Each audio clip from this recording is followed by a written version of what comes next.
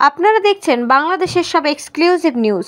বিস্তারিত দেখতে চোখ রাখুন নিউজ 24/7 টিভির পর্দায়। জয়পুরহাট কালায় এক কিস্তি বাকি রাখায় ফিল্মি স্টাইলে রাস্তা থেকে ইজি পাওয়ার নিয়ে গেলেন বীজ এনজিও কর্মীরা। বাংলাদেশ এক্সটেনশন এডুকেশন সার্ভিসের বীজ একটি বেসরকারি ঋণ প্রদানকারী সংস্থা। দেশের বেশ কিছু জেলার পাশাপাশি জয়পুরহাট কালাই উপজেলায় স্থান করে নিয়েছেন এই সংস্থাটি। খেতলাল উপজেলার বড়তারা ইউনিয়ন খড়িকাটা গ্রামের বোরহান আলী ও চাম্পা বেগম দম্পতি বেশ সুনামের সাথে ঋণ কার্যক্রমে জড়িত থেকে অর্থ আদান প্রদান করে আসছিলেন। বিগত কয়েক মাস আগে একটি লেনদেন রিকভার করেন তিনি। এরপরে আবার 6 লাখ টাকা ঋণ গ্রহণ করেন মর্মে প্রমাণ মিলেছে। বোরহান আলী ও চাম্পা বেগম দম্পতির পাস বইয়ে উল্লেখ আছে গত জানুয়ারি মাসে তিনি বীজকে কিস্তি টাকা প্রদান করেন। এছাড়া পারিবারিক সমস্যার কারণে ফেব্রুয়ারিতে কিস্তি দিতে অক্ষম হওয়ার কারণে তিনি 4000 টাকা দিয়েছেন বলে সাংবাদিকদের জানিয়েছেন।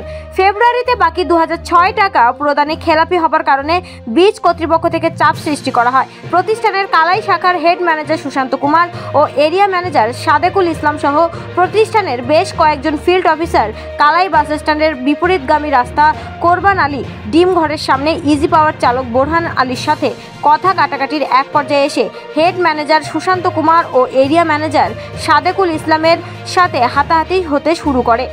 এনজিও কর্মীদের কোনো আইন নেই গ্রাহকের ইজি পাওয়ার নিয়ে যাওয়ার। যদি তাদের টাকা আদায়ে একান্ত অসুবিধা হয় তাহলে তারা আইনের আশ্রয় নিতে পারে। এমন ব্যবহার করা তাদের চরম অন্যায়। এ সময় এনজিও কর্মচারীরা ভুল স্বীকার করে একটি লিখিত খসড়ার মধ্যে দিয়ে ভুক্তভোগী বোরহান আলীর হাতে কালাই থানা পুলিশের একটি টিম উপস্থিত থেকে ভুক্তভোগীর হাতে ইজি পাওয়ার তুলে দেন।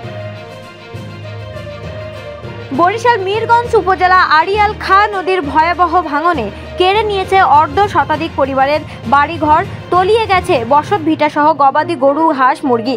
আতঙ্কে রয়েছে আরও কয়েক শত পরিবার। ইতিমধ্যে যে ভয়াবহ ভাঙন শুরু হয়েছে, রাতের ঘুম হারাম হয়ে গেছে মিরগঞ্জ ইউনিয়নের এলাকাবাসীর।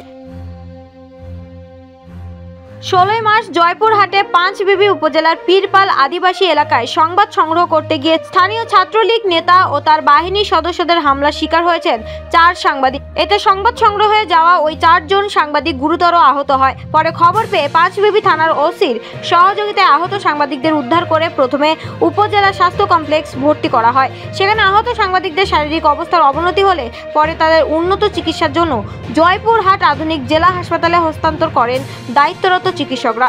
শনিবার দুপুরে এই ঘটনা ঘটে।